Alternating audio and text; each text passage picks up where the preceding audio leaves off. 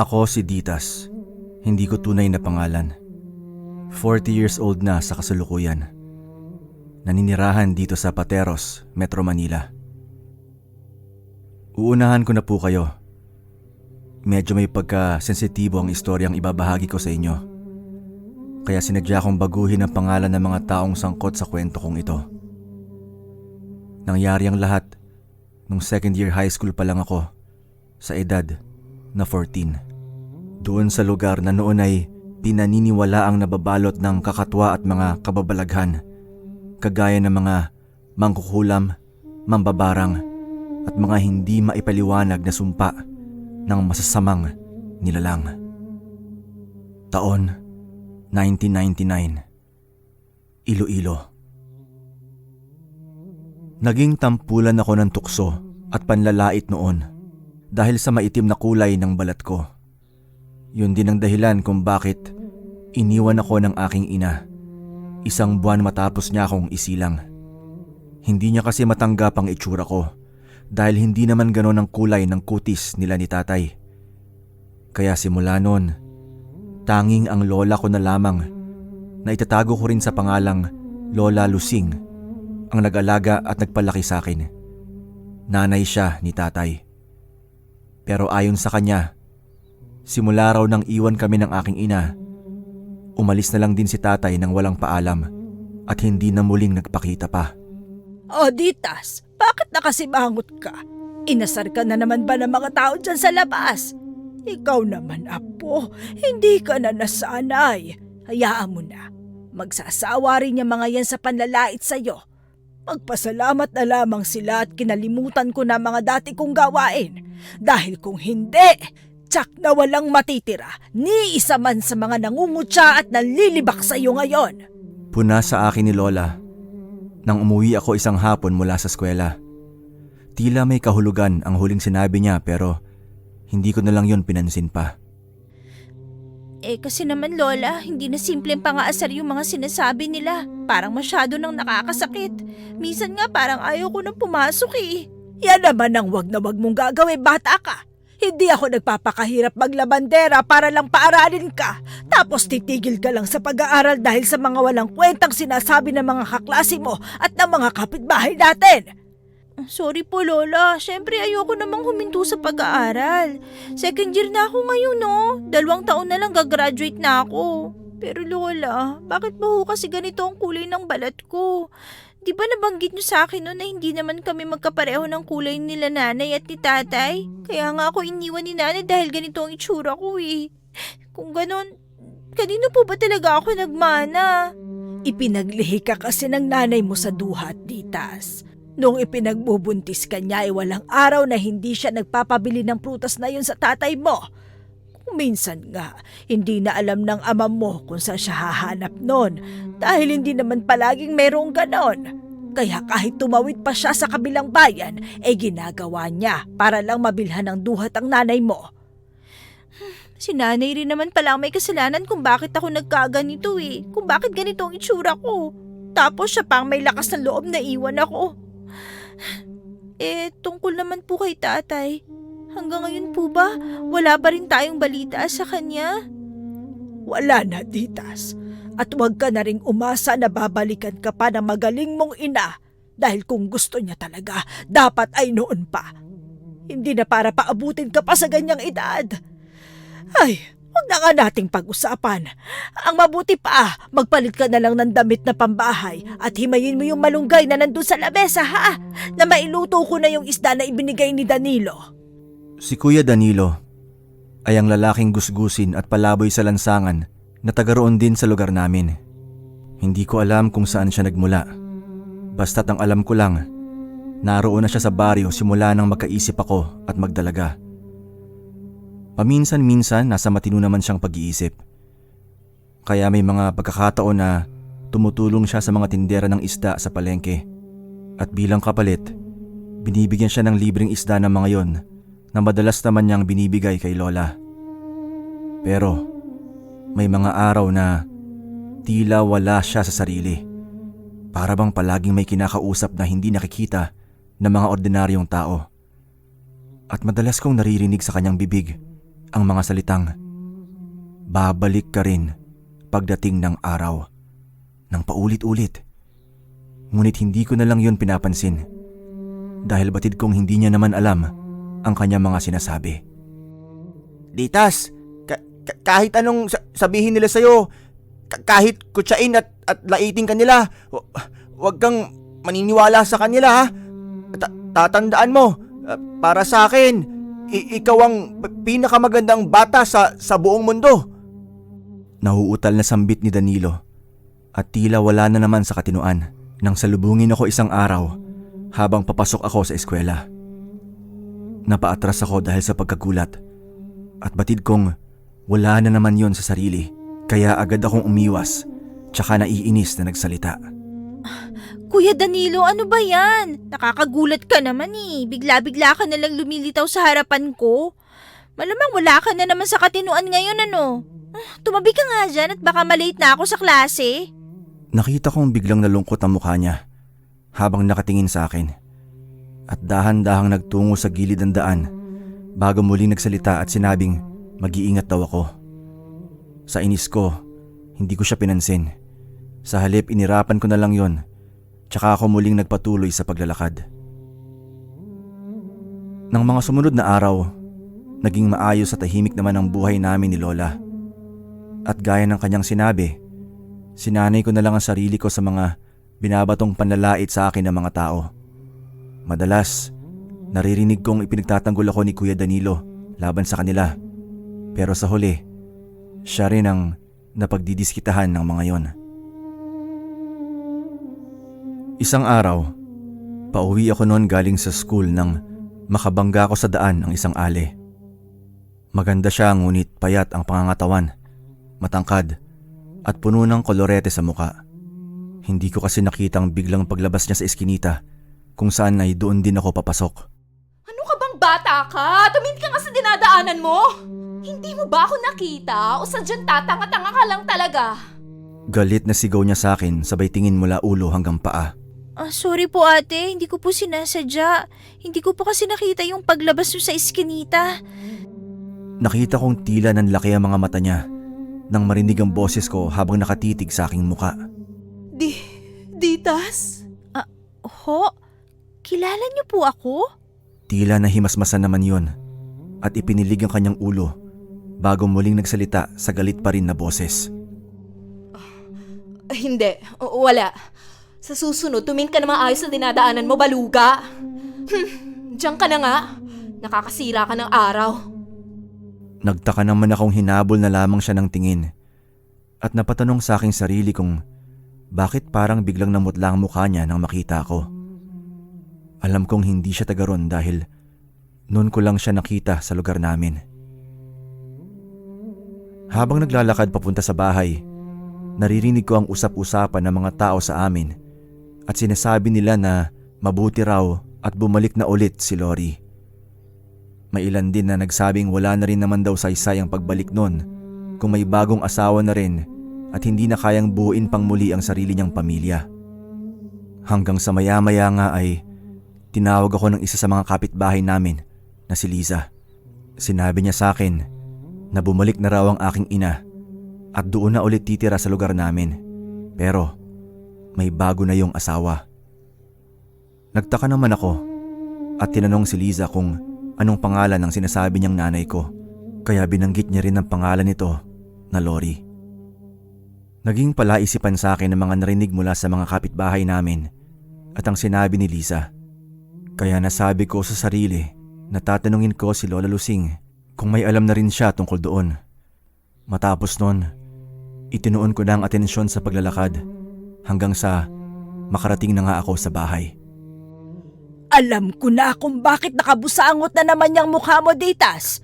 Ilang beses ko bang sasabihin sa'yo na masanay ka na sa... Lola, Lori po ba ang pangalan ng nanay ko? Alam ko naman na malalaman mo rin kaagad ang tungkol dyan, Ditas.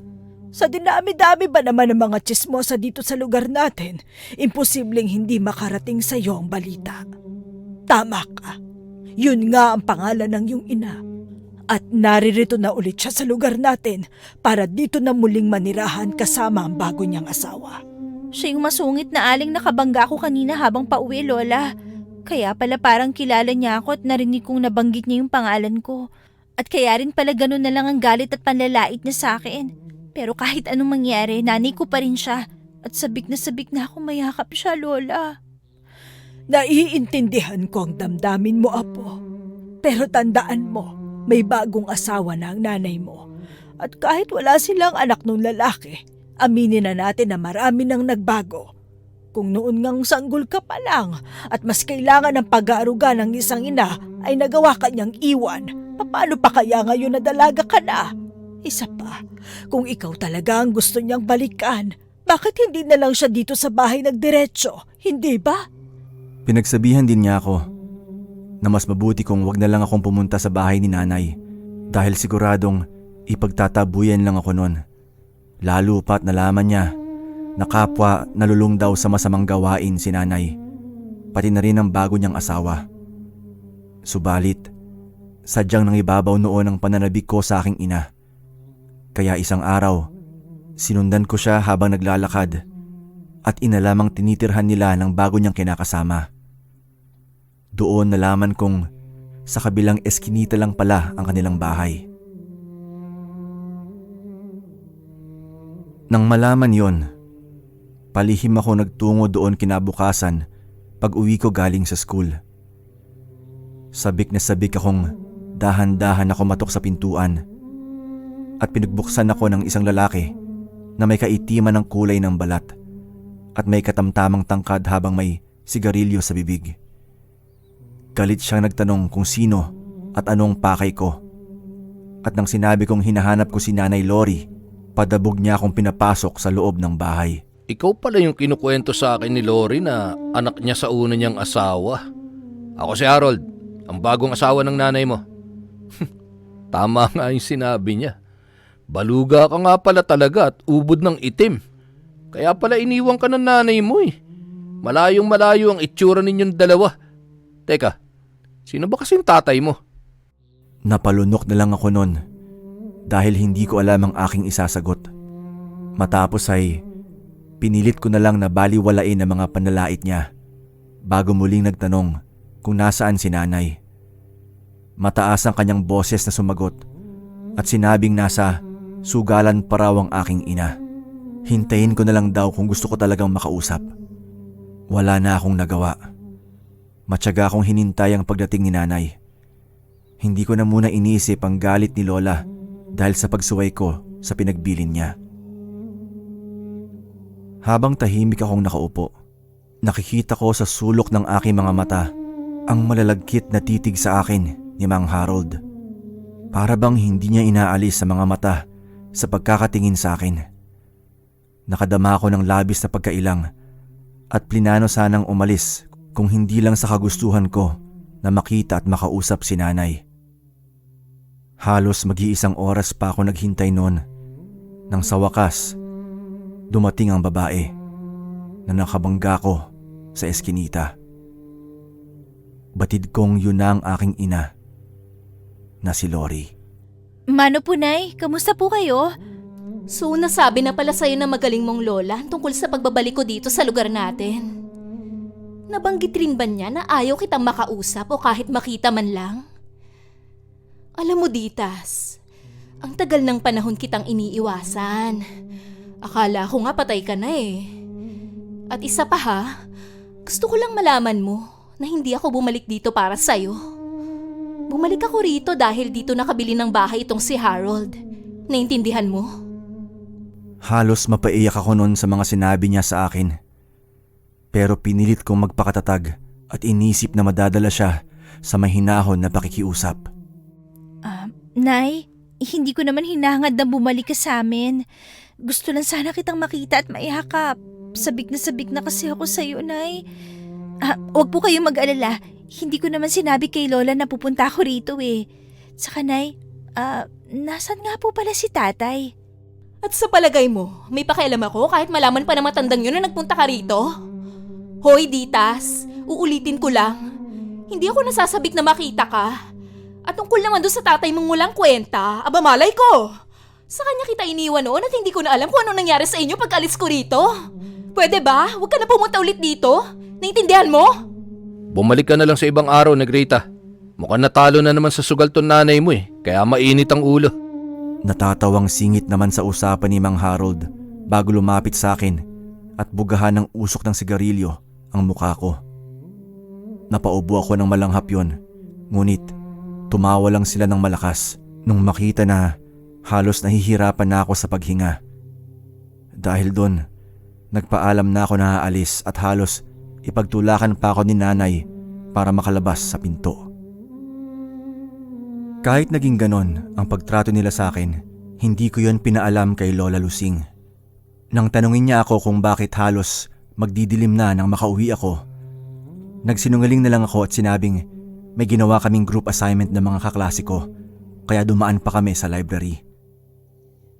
Nasundan pa ng ilang beses ang palihim na pagpunta ko sa bahay nila nanay at madalas si Harold lang naman ang naabutan ko ron. Malimit kasi kung hindi nasa sugalan ng aking ina, nasa inuman naman yon kasama ng mga kapitbahay nila. Sinubukan ko pa ring hintayin ang pagdating niya.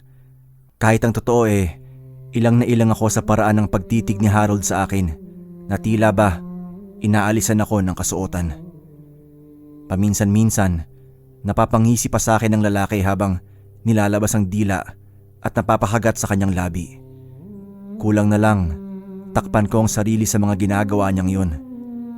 At sa tuwing mararamdaman ko na parang gagabihin ang uwi si nanay, agad na ako nagpapaalam para umuwi sa bahay. Wala kasi akong tiwala sa asawa niya. Huwag mong sabihin na nagdaan na naman kayo ng mga kaklase mo sa library, Ditas. Oo nga po, Lola Ang dami kasi naming assignment. Huwag ka na nga magmaang-maangan pa dahil alam ko na ang totoo. Sinabi sa akin ni Danilo na madalas ka raw niya makita na nagpupunta dun sa kabilang looban para puntahan ang nanay mo. Lola naman naniniwala ba kayo sa baliw na yun? Wala naman sa tamang katinuan yung si Kuya Danilo Huwag niyo sabihin na mas pinaniniwalaan niyo siya kaysa sa akin.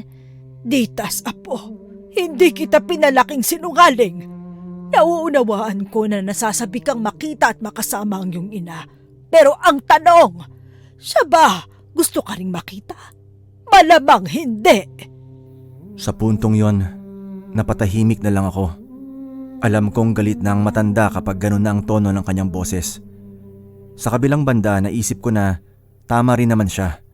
Halata naman kay nanay na parang hindi siya sabik na muli kami magkita dahil sa kawalan niya ng pakialam at amor sa akin. Pero sa kabila ng mahigpit na pagbabawal sa akin ni Lola, hindi ko pa rin matiis na hindi puntahan si nanay dahil umaasa ako na mabibigyan niya ako ng kahit kaunting atensyon. Kaya kinabukasan, pagkagaling sa eskwela, muli ako nagdesisyon na dumaan sa bahay nila. Pinangako ko sa sarili ko na sasaglit lang ako ron dahil gusto ko lang naman talagang makita si nanay kahit sandali. Bulaga! Uy, Ditas, saan ka pupunta? Doon na naman sa nanay mo, no? Di ba sabi nga ng Lola Lusing mo, huwag ka na pupunta doon? Baliw ka ba talaga? Bakit bang hilig mo manggulat? Wala kang pakialam kung pupuntahan ko si nanay. Bakit ba? Nanay ko naman siya. Sa nga pala Kuya Danilo Huwag na huwag mong sasabihin kay Lola na nakita mo ko ngayon. Palalampasin ko yung ginawa mong pagsusumbong sa kanya kahapon. Pero kapag inulit mo pa yon, malilintikan ka sa akin. Naintindihan mo? Napayuko na lang ang lalaki at tila nagmamakaawa ang mga mata na hindi makapagsalita. Nakadama naman ako ng konting awa sa kanya kaya pabalya ko siyang binitawan bago nagpatuloy na ako sa pagpunta kina nanay. Ngunit pagdating ko ron, wala na naman ang aking ina. Tanging si Harold lang ang naabutan kong nakaupo sa harap ng lamesa habang may bote ng beer sa ibabaw nun. Titas! Nariyan ka na pala. Uunahan na kita. Wala dito ang nanay mo, pero huwag ka mag-alala kasi tumawag na siya sa akin. At ang sabi niya, pauwi na raw siya. Halika, tumuloy ka muna. Tamang-tama, wala akong kasama rito. Agad naman akong pumasok at umupo sa silya na dati kong pwestuhan nung naroon ako. Maya-maya, nakita kong dinampot niya ang bote ng alak at nilagok ang laman nun bago tumayo. Lumapit siya sa pinto at mabilis nilak yun. Bigla akong nakadama ng labis na kaba. Agad na nanginig ang buo kong katawan at naisip na parang may masamang balak sa akin ang lalaki. Sige po, uuwi na ako. Babalik na lang ako sa ibang araw. Ngunit agad na hinarang ni Mang Harold ang malapad niyang katawan at mahigpit na hinawakan ang braso ko bago nagsalita na animoy nauulol na aso. Dito ka lang, Ditas. Alam mo bang matagal ko nang gustong gawin to? Kaya lang palaging umi-eksena yung nanay mo eh. Ngayon, ito ng pagkakataon ko para isakatuparan yung gustong-gusto kong gawin sa'yo noon pa. Halika dito! Hinila niya ako papalapit sa kanya. Sabay tinakpan ng palad niya ang bibig ko. Nagpumiglas ako noon at kinagat ang kanyang kamay. Nang masaktan, napamura siya, tsaka inalis ang kamay sa bibig ko. Pero hindi niya ako binigyan ng pagkakataon na makasigaw. Dahil isang malakas na suntok sa sikmura ang sumunod kong naramdaman bago ako tuluyang nawalan ng malay. Hindi ko alam kung ilang oras akong nawalan ng ulirat noon. Ngunit pagising ko, ako na lamang mag-isa ang naroon sa nakasaradong bahay at walang anumang ilaw sa paligid. Ramdam ko ang sakit ng buo kong katawan, lalo na ang parteng maselan. Para akong lalagnatin sa sobrang sama ng pakiramdam ko. Naramdaman ko rin ang tila malapot na likidong umaagos sa aking binti. At nang kapain ko yun at amuyin, nalaman kong dugo na pala ang tumatagas mula sa akin.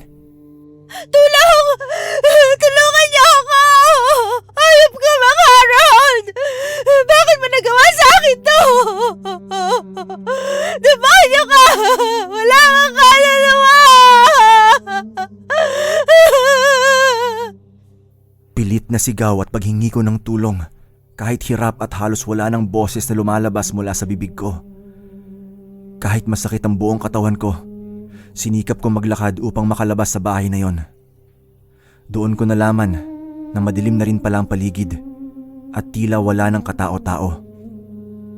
Paika-ika ako naglakad hanggang sa marating ko ang kalahating bahagi ng lugar kung saan halos malapit na sa bahay ni Lola. Maya-maya, isang malakas na kamay ang naramdaman kong humablot sa akin tsaka ako muling nawala ng malay. Lola Lusing, Kuya Danilo, ano nangyari? Naiiyak na tanong ko nang muli ako magkamalay. Agad akong niyakap ng lola ko at nag-aalalang nagtanong. Diyos ko, Ditas, apo ko. Mabuti na lang at nagising ka na. Sobrang nag-alala kami ni Danilo sa'yo. Nagulat ako nang dalhin kanya rito kanina nang walang malay. Kaya ngayon, kailangan mo akong sagutin. Saan ka nang galing at ano nangyari sa'yo? Bakit ganun ang itsura mo na makita ka ni Danilo? Saglit akong napatingin sa malayo at pilit na binalikan sa aking alaala ang mga kahayupang ginawa sa akin ni Mang Harold. Matapos, napahugulgol ako ng iyak at muling yumakap sa aking lola. At sa gitna ng paghikbi, isa-isa kong sinalaysay sa kanya ang lahat ng nangyari at ang takot na baka muli yung gawin sa akin ng lalaking yon. Kumalas sa pagkayakap niya sa akin ng matanda at humawak sa dalawang balikat ko bago gigil na nagsalita. Mga hayop sila! Matagal ko nang tinitiis ang mga kasamaang ginagawa nila sa'yo, sa pamilya natin. Pinilit kong talikuran ng masamang gawain dahil alam kong muling may mapapahamak. Pero ngayon na pinilit nila akong gawin yon, ay tinitiyak kong magbabayad sila sa lahat ng kahayupan nila sa'yo. Lalo na yung Harold na yan! Nanatili akong tahimik habang pinakikiramdaman ang susunod niyang gagawin. Ngunit tumuwid siya ng pagkakaupo at tumingin sa malayo bago muling nagsalita. Dalaga pa lamang ako noon ay may alam na ako sa itim na karunungan, Ditas. Ang pambabarang. Madalas kong gawin ang ritual na yun dati laban sa mga taong nang aapi at umaalipusta sa akin.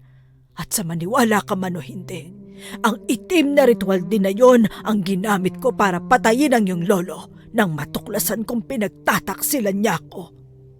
Ngunit hindi ko yun itinuro sa iyo dahil ayokong manahin mo ang kasamaan at madilim na nakaraan ko. Napanganga ako dahil sa gulat tungkol sa mga nalaman. Hindi ako makapaniwala na makakaya niyang kitilin ang sariling asawa gamit lamang ang ritual ng pambabarang at dahil lang sa pinagtaksilan siya noon. Doon ko naisip na kaya pala wala na ako nakagis ng lolo simula nang alagaan niya ako at palakihin. Nang oras na yun ko lang nalaman ang lahat ng tungkol doon. Tila naging sumpa naman ang mga salitang binitawan na yon ni Lola Lusing. Dahil ilang araw lang ang lumipas matapos niyang malaman ang ginawa sa akin ni Mang Harold, nagsunod-sunod na ang pagkamatay ng mga tao na dati ay nanlait at nanakit sa akin dahil sa itsura ko. Natagpuan na lang ang mga katawan ng mga yon na wala ng buhay at tila may nakasalpak na kung ano-anong insekto sa kanilang bibig na animoy pinilit na ipinasok doon. Ang ilan naman, bigla na lang daw sumuka ng dugo hanggang sa tuluyang malagutan ng hininga. Luwa ang mata, tuyot ang muka, at bali ang mga leeg. Para bang may kung anong puwersa na kusang gumawa nun sa kanila. Nang dahil sa labis na takot at trauma, hindi na ako pumasok noon sa eskwela at nagpa siyang manatili na lamang sa bahay. Hindi rin ako lumalabas maliban na lamang kung kasama si Lola. Nang magtungo sa bahay si Danilo, nagpasalamat din ako sa kanya dahil sa pagdadala niya sa akin sa bahay nung nawalan ako ng malay. Madalas, may dala siyang sariwang isda at gulay mula sa bayad ng mga napagtatrabahuhan niya sa palengke. Nang mga sumunod na araw, kumalat ang balita tungkol sa masamang nangyayari kay Mang Harold.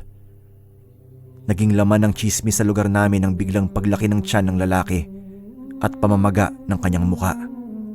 At nang dalhin naman daw siya ni Nanay Lori sa mga doktor, hindi nakita ng mga yon kung ano ang sanhi at pinagmulan ng pagkakaganon ng kanyang bagong asawa. Batid ko, yun ang epekto ng ginagawang pambabarang ni Lola Lusing. Makalipas ang 1 linggo, muling nagkagulo ang mga tao. Nakarating hanggang sa eskinita namin ang balita tungkol sa muling nangyari kay Mang Harold. Unti-unti na raw natutunaw ang mukha ng lalaki na para bang binubuhusan ng asido. Isa-isa ring nalalaglag ang mga ngipin niya at naglalagas na rin ang kanyang buhok. Ang mga daliri niya sa kamay at paa, kusa na ring nabubulok na nagdudulot ng masangsang at nakasusulasok na amoy. Malapit na ang pagtatapos ni Harold, Apo. Hindi man natin makamit ang katarungan sa batas ng mga tao. Pero sinisiguro kong makukuha natin yon sa pamamagitan ng kamay ko.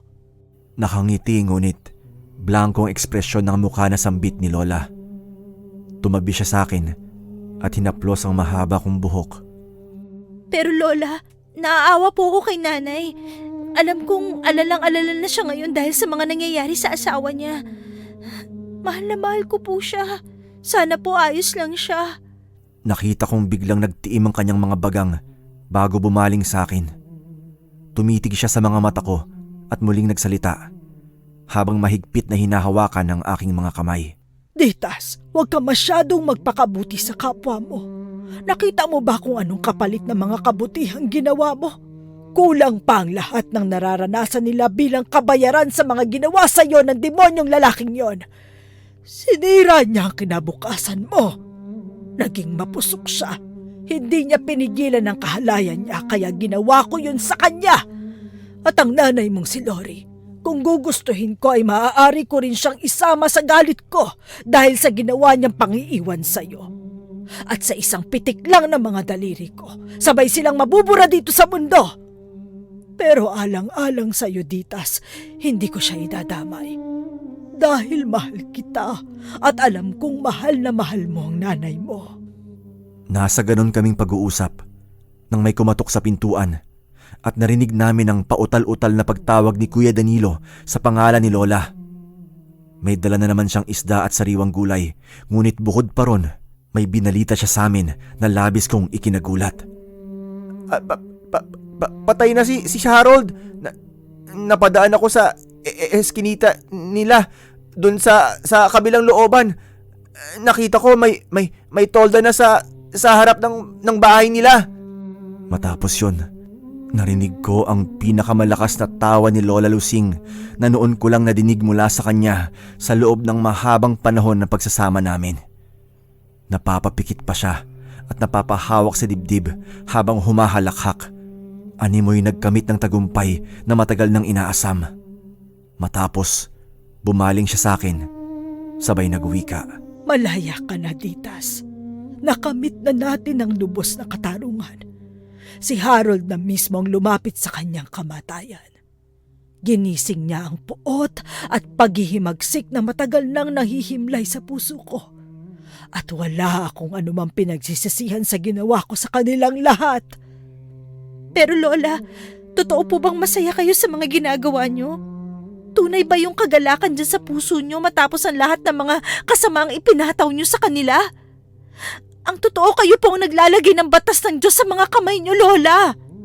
Simula pa lamang nung kunin niyo ang buhay ng sarili niyong asawa, nagkaroon na kayo ng malalim na koneksyon sa kasamaan. At kahit 100 taon niyo pang ihinto ang gawaing yon, kung inulit niyo naman ngayon, wala na rin yung silbi. Matapos yun, nagulat ako nang biglang lumapit sa kanya si Kuya Danilo. Umiiyak yon na yumakap. Tama na, Nay. Tigilan mo lang mga ginagawa mo. Sana ito na ang huli. Mangako ka na ititigil mo na to. Kalimutan mo ng pagsasagawa ng itim na karunungang yan. Muli napaisip ako sa aking narinig. Bakit niya tinawag na nanay si Lola Lusing?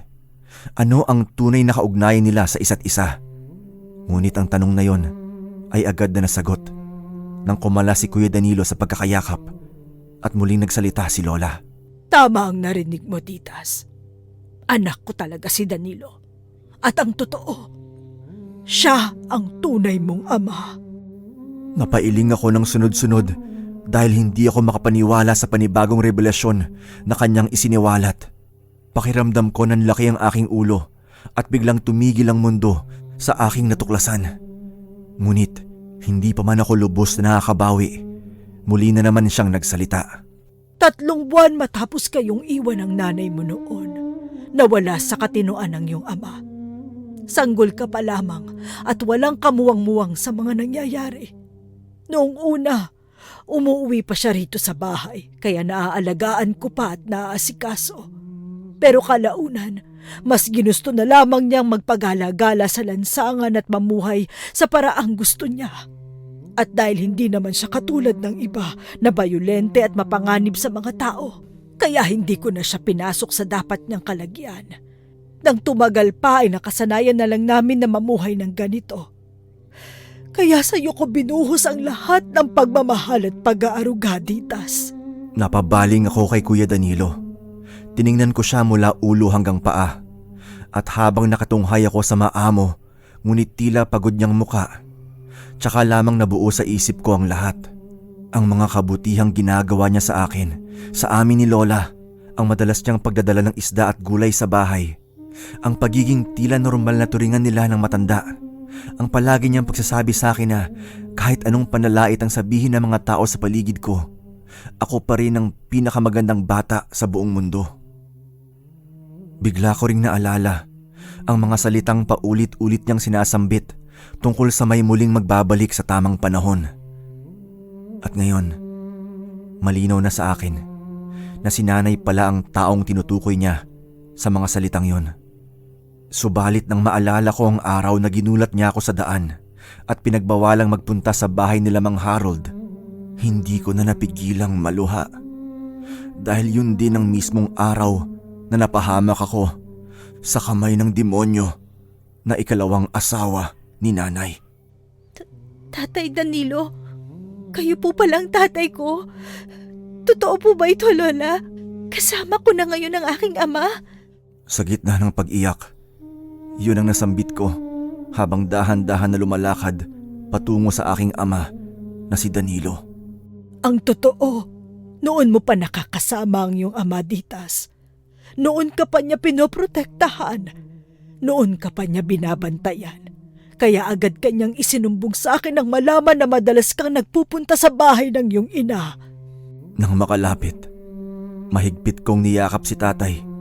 Gumanti naman siya ng yakap sa akin at ramdam ko rin ang kanyang pananabik. Hindi ko na alintana noon ang marumi at mabahong katawan niya dahil mas nangibabaw sa akin ang pananabik at pangungulila sa isang ama. Kapwa basa ng luhang aming mga mata nang humiwalay kami sa pagkakayakap. Hindi nagtagal, narinig namin ang tinig ng isang babae mula sa labas.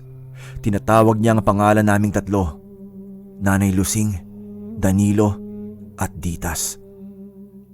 Nang mapatapat sa pinto ang babae, nakita namin kung sinong nagmamay-ari ng boses na yon. Walang iba kundi ang aking ina na si Nanay Lori. Gusot-gusot ang buhok niya at tila ilang araw nang hindi nakakaligo. Ang maganda niyang mukha na noon ay puno ng kolorete ay biglang naging humpak at parabang natuyot na tila walang laman. Hinang-hina siyang umupo sa tarangkahan, hinihingal na sumandal, sabay nagsalita. Patawarin niyo ako, Nanay Lusing. Danilo, asawa ko. Lalong-lalo ka na, anak. Matagal na panahon kong pinigilan ang sarili ko na sabihin sa'yo kung sinong yung ama. Dahil ayokong madagdagan ng panglilibak ng mga tao kapag nalaman nilang siya ang tatay mo. Sa puntong yon, si tatay naman ang nagsalita. Kapansin-pansin na hindi na siya nauutal at tila natuwid na ang kanyang dila. Bakit, Lori? Dahil sa tingin mo may sira ako sa ulo? Dahil ba akala mo wala ako sa katinuan? Nagkamali ka, Lori. Aaminin ko, naging mahina ako mula nang iniwan mo kami ni Ditas. Pero hindi tuluyang nasira ang isip ko. At kahit nasa ganong sitwasyon ako, ginawa ko pa rin ang lahat na makakaya ko para protektahan at alagaan ang anak natin kahit hindi niya alam na ako ang ama niya. Alam mo kung sinong tunay na may diferensya? Ikaw, Lori. Dahil bukod sa duwag ka, hindi ka rin nararapat para maging isang ina. Tay, tama na po. Huwag na nating sisihin kung sino nagkamali at kung sino ang may kasalanan. Ngayon pa po ba tayo magkakaganito kung kailan buo na ulit ang pamilya natin? Siguro mas magiging masaya tayo kung muli tayo magsisimula ng walang anumang galit at sama ng loob sa isa't isa. Alang-alang sa matagal nang nasira nating pamilya. Ito na ang pagkakataon para maging masaya at mabuo tayong muli. Matapos ay nakita kong dahan-dahang nilapitan ni tatay si nanay at inalalayan na makapasok sa bahay, tsaka pinaupo sa mahabang upuan. Nagyakapan sila na mahigpit at pinatawad ang isa't isa. Maya-maya, nakita kong tila may kinukuha si Lola Lusing mula sa ilalim ng kanyang papag. At nang ilabas niya yon, nakita namin ang iba't ibang kakaibang kagamitan na hindi ko maintindihan kung ano. Matapos, nakangiti siyang nagsalita. Ang pagwawakas ng aking kasamaan, katumbas ng muling pagsisimula ng masaya at matiwasay nating pagsasamahan. Huling wika niya bago kami sinenyasan na sumunod sa kanya. Nagtungo kami sa likod ng bahay at doon sabay-sabay naming sinaksihan ang pagsusunog niya sa mga gamit ng kasamaan. Taimtim at magkakasama rin kaming nagdasal. Yun bang dasal na totoo? Tunay na koneksyon sa Diyos at dasal na walang masamang hiling kundi ang katahimikan at kapayapaan ng damdamin at isipan ng bawat isa. Ang karanasan kong yon ay nagbigay sa akin ng labis na kaunawaan na mahalagang pakikinig sa mga nakakatanda, lalo pa kung alam mong ikapapahamak mo lamang ang bagay na pinagbabawal nilang gawin mo. Hindi rin tayo dapat nagtatanim ng anumang galit sa puso sapagkat nagdudulot lamang yon ng walang hanggang kasamaan. Sa huli, tunay na pagpapatawad at pagtanggap pa rin ang magbubuklod sa inyong pamilya. Gaano man kalalim ang iniwang sugat at pilat ay madali yung paghilumin kung malawak na pangunawa at pagiging mahinahon ang paiiralin. Simula noon, muling nabuo ang aming pamilya. Masaya kaming nagsama-sama. Hanggang sa makalipas ang 2 taon, pumanaw na si Lola Lusing, dala ng katandaan. Nagplano sila nanay na lumipat ng lugar at napagdesisyonan naming magtungo rito sa Maynila. Maswerte naman na nakabili kami ng mura ngunit maayos na bahay at lupa dito sa Pateros, Metro Manila. Maraming salamat sa pakikinig sa aking kwento.